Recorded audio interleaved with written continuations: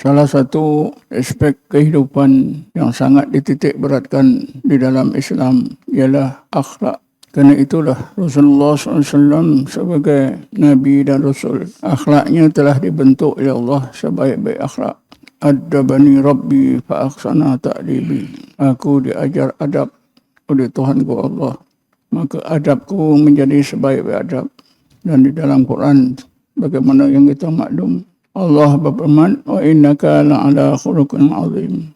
Ya Muhammad, sesungguhnya engkau mempunyai akhlak yang besar, akhlak yang sangat mulia, akhlak yang sangat sempurna, dan engkau menjadi contoh seluruh umatmu. Bagaimana pentingnya akhlak, kita semua telah pun diberitahu bahawa kita mestilah sentiasa memuliakan orang yang tua dan menyayangi orang yang muda. Dan kita mestilah berada dalam keadaan sayang, menyayangi, kasih, mengasihi. Seperti yang ditunjukkan oleh para sahabat. Bismillahirrahmanirrahim. Muhammadur Rasulullah walladzina amanu ma'ahu asyidda'u ala kuffar ruhama'u bainahum. Kalimah rahma bermaksud bahawa masyarakat Islam di zaman Rasulullah SAW sentiasa berakhlak tinggi. Mereka sentiasa berada dalam keadaan rahmat, kasih, mengasihi, sayang, menyayangi, tolong menolong, bantu membantu. Tidak ada hasad dengki, tidak ada benci membenci antara satu sama lain. Sehingga apabila Rasulullah berpindah dan masyarakat Islam berpindah ke Madinah, masyarakat Islam di Madinah sebagai tanda akhlak mereka yang tinggi, setengah mereka menceraikan istrinya untuk diisterikan oleh setengah muhajirin yang tidak beristri, yang istrinya terpaksa tinggal di Mekah dan sebagainya. Begitu juga para ulama menyebutkan bahawa belajar ilmu akhlak adalah lebih wajib, lebih diutamakan, lebih didahulukan daripada belajar ilmu itu sendiri. Belajarlah adab sebelum belajar ilmu, sehingga adab itu menjadi imam ilmu di belakangnya. Jadi seseorang mukmin adalah manusia yang mempunyai adab yang mulia, adab yang tinggi. Kerana itu seseorang mukmin yang tidak menjaga adab, tidak menjaga adab sopan sesama manusia, itu menunjukkan iman mukmin tersebut tidak sempurna, ilmunya juga tidak sempurna, hubungannya dengan Allah juga tidak sempurna. InsyaAllah kita semua sedikit banyak telah pun mengetahui asas-asas akhlak, asas-asas adab sopan sesama manusia. Tapi di akhir zaman seperti zaman kita ini, umat Nabi Muhammad sudah tidak reti, tidak tahu adab mereka terhadap Allah. Rata-rata mereka menganggap bila sudah taat kepada Allah, buat apa disuruh, tinggal apa dilarang. Mereka menganggap diri mereka sudah cukup beradab kepada Allah. Dan adab kita kepada Allah ni tidak pernah diceritakan oleh ulama. Saya yakin sedang pada hari ini merasakan benar guru-guru agama kita sejak dulu sampai sekarang tidak pernah mengingatkan kita adab kita kepada Allah Subhanahu wa ta'ala. Yang diulang-ulang, yang disebut-sebut ialah adab kita sesama manusia. Tapi bagaimana adab kita kepada Allah? Takkanlah kita tidak ada disiplin adab yang tertentu. Kerana Allah itu adalah Tuhan kita yang Maha Agung, yang Maha Sempurna. Tentulah adab kepada Allah ini lebih penting lagi. Dan tentulah Allah sudah ajar kepada Nabi kita Muhammad SAW.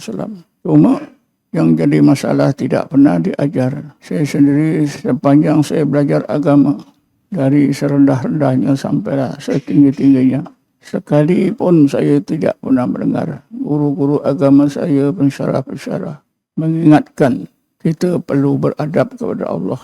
Dan bagaimana adab Allah begini-begini tidak pernah disebut. Saya temui hanya ulama tasawuf yang selalu menekankan, menyuruh kita supaya mengambil berat terhadap adab kita kepada Allah Subhanahu wa ta'ala. Sehingga ahli-ahli tarekat sendiri pun, mungkin sisi tarekat sendiri pun tak sedar apakah adab manusia yang beriman kepada Allah Subhanahu wa ta'ala. Adab kita kepada Allah ada 4. Yang pertama, tidaklah ingat namanya. Semakin kekal ingat namanya, maka berarti semakin baiklah penjagaan adab kita kepada Allah. Sebaliknya, sekiranya kita kurang ingat Allah, berarti kuranglah adab kita terhadap Allah. Sehingga manusia yang lupa kepada Allah, maka manusia tersebut adalah manusia yang paling rosak adabnya terhadap Allah. Yang kedua, mestilah ingat sedar kewujudannya. Dan biasanya apabila kita ingat namanya Allah, secara otomatik kita akan ingat wujudnya. Dan ketiganya, hendaklah kita ingat keagungannya yang selalu disebut jalalnya, uluhiyahnya. Dan yang keempat, hendaklah ingat kesempurnaannya atau jamalnya atau rububiyahnya. Jamal dan jalal dan jamal itu adalah intisari daripada Allah yang kita akui sebagai ilahun, Allah sebagai Rabbun. Dua sifat Allah yang sangat penting. Allahu ilahun, Allahu Rabbun.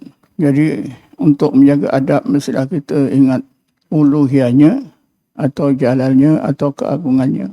Dan mestilah kita ingat Rabbun, rububiyahnya atau jamalnya atau sifat-sifat kesempurnaannya.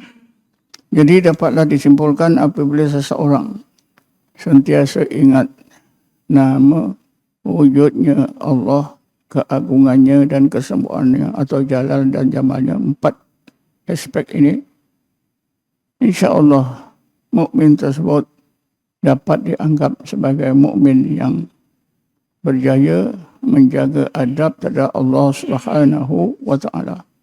Bagaimanapun adab kita kepada Allah itu mestilah diasaskan adab kita kepada sesama manusia.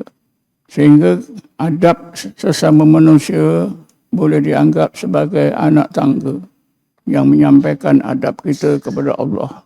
Kalau adab kita sama manusia rosak, maka begitulah adab kita kepada Allah akan rosak. Sebab itulah Rasulullah pernah bersabda, man lam yaskurin nas, lam yaskurillah. Siapa yang tak berterima kasih kepada manusia, dia tidak akan bersyukur kepada Allah Subhanahu wa taala. Dilihat dari aspek, dari sudut akhlak, maka dapat disimpulkan bahawa akhlak, kesempurnaan akhlak seseorang terhadap manusia, itulah asas, itulah anak tangga yang menyampaikan akhlaknya kepada Allah. Jika akhlak seseorang sebagai manusia rosak, maka insya-Allah akhlaknya terhadap Allah juga rosak. Susah nak ingat Allah, wujudnya, keagungan dan kesempurnaannya.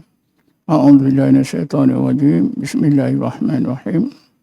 Wassalatu wassalamu ala asyrafil anbiya'i wal mursalin Sayyidina Muhammadin wa ala alihi wa sahbihi ajma'in. Allahumma ighfir lana warhamna, Allahumma ighfir lana warhamna, Allahumma ighfir lana warhamna wa li abaina wa li ummahatina wa li dhil huquqil wajibin alaina wa li muslimina muslimat wal mu'minina wa mu'minat bi rahmatika ya arhamar rahimin. Rabbana zalamna anfusana wa illam taghfir lana wa tarhamna lanakunanna minal khasirin. Allahumma inna nastaghfiruka wa nastaudi'uka aydiyanana wa imanana wa anfusana wa ahlana wa waladana wa walana wa buyutana wa kulla syai'in a'taitana ya rabbal alamin. Allah ja'alna wa yuwaffiqana wa amanika wa jiwarika wa a'yadika min kulli syaitanin marid wa jabbarin anid wa dhi ainin wa dhi bagin wa syarri kulli syai'in innaka ala kulli syai'in qadir. وَتُبْ عَلَيْنَا بِالْعَافِيَةِ وَالسَّلَامَةِ وَالصِّحَّةِ وَعَلَى عَبِيدِكَ فِي بَرِّكَ وَبَحْرِكَ وَجَوِّكَ مِنْ أُمَّةِ مُحَمَّدٍ أَجْمَعِينَ.